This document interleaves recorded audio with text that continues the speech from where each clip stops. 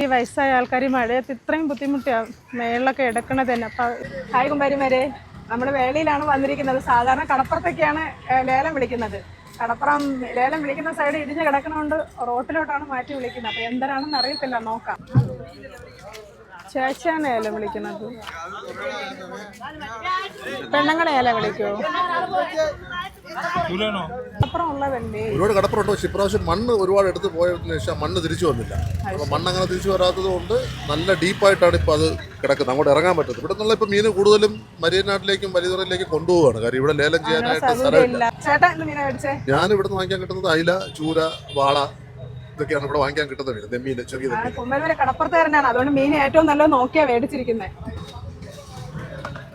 നല്ല കിടക്കാച്ച അയില അല്ലേ? മീൻ ഇതുപോലെ വന്ന് മേടിക്കുമ്പോൾ കുറച്ചുകൂടെ നല്ലത് മേടിക്കാൻ പറ്റുമെന്നുള്ള കാര്യം മനസ്സിലായില്ല. കടപ്പുറങ്ങളിൽ കറിക്കാണോ ചേട്ടാ? എനിക്ക് റെസ്റ്റോറന്റ് ഉണ്ട്.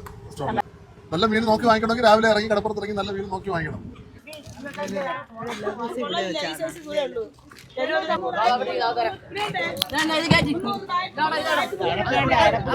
എവിടെ കൊണ്ടുപോകണം?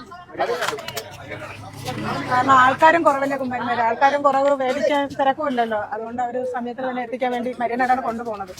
അവിടെ തീരത്തെ മണൽ മൊത്തം പോയി. അപ്പൊ അതാരണം അവിടെ ഭയങ്കര ഒരു കുഴിയായിട്ട് നിൽക്കുന്നത്. അപ്പൊ ഒരു വണ്ടീനേക്കാളും പൊക്കത്തിൽ ഇറക്കം മണ്ണ് പോയി.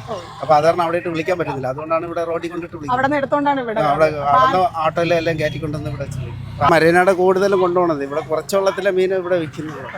ഇങ്ങനെ ആയതുകൊണ്ടാണ് കടലൊക്കെ കടലെടുത്ത് ഏകദേശം മണ്ണെല്ലാം കൊണ്ട് വിഴിഞ്ഞത്ത് പോയി. പിന്നെ അത് തിരിച്ചിങ്ങോട്ട് വരത്തില്ല. ഇതിപ്പോ വലപ്പണിക്കുള്ള മീനാ. വലപ്പയ്ക്ക് 3-ാം നമ്പർ വിലക്കുള്ള കറയിലാവും ചൂരയിലാണ്. ലാസ്റ്റിൽ കൊണ്ടുവന്നിട്ട് മീൻ അവർ കയറ്റിപ്പോയി. എല്ലാവരും എടുത്തു കഴിഞ്ഞ് എന്നിട്ട് മീൻ വിൽക്കാൻ ആളില്ലാത്തതുകൊണ്ട് വീണ്ടും കയറ്റിപ്പോയി.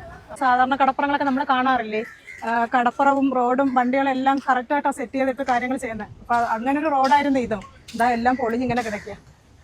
ഈ ഒരു ബുദ്ധിമുട്ട് കാരണമാണ് മീൻ ഇവിടെ വിൽക്കാത്തതും വേറെ നാട്ടിലോട്ട് കൊണ്ടുപോകുന്നതും. കാരണം കൊണ്ടുവരുന്ന അവർക്ക് ഇത്രയും ബുദ്ധിമുട്ടാണെങ്കിൽ ഇത് എടുത്ത് കൊണ്ടുപോകുന്നവർക്കൊക്കെ വളരെ ബുദ്ധിമുട്ടാണ് മനസ്സിലായതുകൊണ്ടായിരിക്കും അവർ അങ്ങനെ ചെയ്തത്. പിന്നെ ലേലം വിളിക്കാൻ വേണ്ടി കെട്ടിയ ഷെഡായിരുന്നു. അത് പൂർത്തിയാക്കാൻ പോലും പറ്റിയില്ല. ഇടിഞ്ഞങ്ങെല്ലാം തരിപ്പണായിട്ട് കിടക്കുകയാണ്. ഇവിടുത്തെ ഈ മണലൊന്നും ഇനി തിരിച്ചു വരത്തില്ലെന്ന് പറയുന്നത് ഇവിടുന്ന് ഏകദേശം ഈ കടല് ആദ്യത്തെ കടലിൻ്റെ ഒഴുക്കിലൂടെ തന്നെ ഇവിടുത്തെ മണൽ ഏകദേശം എല്ലാം പോയി കഴിഞ്ഞു. ഇനി ആ മണൽ തിരിച്ചു വരണമെങ്കിൽ അവിടെ നിന്ന് തിരിച്ച് കടൽ അടിക്കുന്നുണ്ട്. പക്ഷെ ആ മണൽ ഇങ്ങോട്ട് വരുന്നില്ല. വരാത്തതെന്ന് പറഞ്ഞാൽ നമ്മുടെ ഇപ്പോൾ വലിയ ഹാർബർ കെട്ടിയതുകൊണ്ടാണ് ഈ പ്രശ്നം വന്നത്. ഇവിടുത്തെ ഇപ്പോൾ ഹാർബറിൻ്റെ അവിടെ ആണെങ്കിൽ ആഴം കുറഞ്ഞുകൊണ്ട് വരുന്നു. ഇനിയിപ്പോൾ ഈ ബുദ്ധിമുട്ടി തന്നെ ഇപ്പോൾ തുടരും. ഇനി വീണ്ടും ഇവിടെ നിന്ന് പോകാനേ ചാൻസ് ഉള്ളൂ. അല്ല തിരിച്ചു വരാൻ ചാൻസ് ഇല്ല. അപ്പൊ ഇത് പിന്നെ ഈ പണിക്ക് വേറെ എവിടെയെങ്കിലും പോയി അങ്ങനത്തെ സംവിധാനങ്ങളും ചെയ്യാനും പറ്റില്ല. കാരണം ഇവിടുന്ന് ആരും പോകത്തില്ല. ഇവിടുന്ന് വിഴിഞ്ഞത്ത് പോലും പോകത്തില്ല. എത്ര വലിയ കടലായാലും ഇവിടെ തന്നെ തള്ളിക്കാം. ചെട്ടിന്റെ അവസ്ഥ ഇതാണെങ്കിൽ തൊട്ടടുത്തിരിക്കുന്ന വീടിന്റെ അവസ്ഥയൊക്കെ നമുക്ക് ഓർക്കാനേ ഉള്ളൂ. കാരണം കടപ്പുറത്തിൽ ഈ പച്ച മീൻ വന്ന് കരയാറടിക്കും ഇതൊക്കെ പറയാറുള്ളൂ സാധാരണ നമ്മളും. ഈ ഒരു അവസ്ഥ നമ്മൾ ഞാൻ കാണുമ്പോഴാണ് നിങ്ങൾക്ക് ഷെയർ ചെയ്യാൻ വേണ്ടി തോന്നുന്നത്. ഇതിങ്ങനെ ഇടിഞ്ഞു കിടക്കല്ലേ? അപ്പൊ അവിടെ ആള് താമസമൊന്നും ഇല്ലേ? അവിടെ ഇപ്പൊ ആൾ താമസമുണ്ട്. പക്ഷെ കളക്ടർക്ക് വന്ന് കണ്ടിട്ട് പോയത്. പിന്നെ സുരക്ഷിതമായിട്ട് അവര് 1 മാസത്തേക്ക് എന്താ വേറെ വീട്ടിൽ മാറ്റി താമസിക്കും. ഒരുപാട് പേരുണ്ട് അവിടെ താമസിക്കുന്ന ആൾക്കാർ. വീട്ടിലെ കൊച്ചാണെങ്കിൽ വീൽ ചെയറിലാണ് പോകുന്നത്. വരെ എല്ലാം എണീച്ച് നടക്കാനൊന്നും പറ്റില്ല. ആ ഒരവസ്ഥയിലാണ് ആ പിള്ളേരും ആ വീട്ടുകാരും പോകുന്നത്. ദുരിതവും അവഗണനയും മത്സ്യത്തൊഴിലാളികൾക്ക് എന്നും കൂടപ്പിറപ്പാണ്. ഒരു രാത്രി മുഴുവനും കാറ്റിനോടും കടലിനോടും മല്ലടിച്ച് കൊണ്ടുവന്ന മീനും തക്കതായ സമയത്തിന് വിൽക്കാൻ പറ്റാതെ കിട്ടിയ വിലയ്ക്ക് കൊടുക്കേണ്ട അവർ. ഇത് എത്ര നാൾ കണ്ടില്ല എന്ന് നടിക്കും അധികാരികൾ.